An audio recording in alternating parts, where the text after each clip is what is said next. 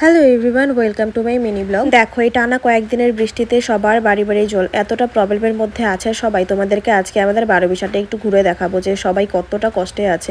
দেখো, রাস্তাঘাটে এমন জল যে যাতায়াতের ব্যবস্থাও বন্ধ হয়ে গেছে সবার। দেখো, বাড়িঘর সব জলের নিচে ডুবে যাচ্ছে।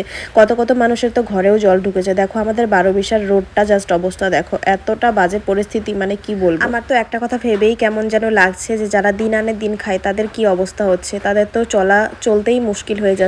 যারা ফসল লাগিয়েছে তাদের ক্ষেত একদম ভেসে গেছে জলের মধ্যে দিয়ে। সবজি জিনিসপত্র সবকিছুরই এতটা দাম বেড়েছে যে ইনকাম নেই, কিন্তু সবজির দাম বেশি। যাই হোক, সবাই একটু সাবধানে থেকো। বিশেষ করে একটা কথাই বলবো যে বাচ্চাদেরকে একটু সাবধানে রেখো তোমরা, কারণ বাড়ির চারিদিকে এত পরিমাণে জল, গর্ত কোনটা পাগার কোনটা কিছুই বোঝা যাচ্ছে না। বাচ্চাদেরকে একটু সাবধানে রেখো তোমরা। আমাদের এই 12বিশালটা আজকে তোমাদেরকে ঘুরে দেখালাম যে কতটা বাজে পরিস্থিতিতে আছে।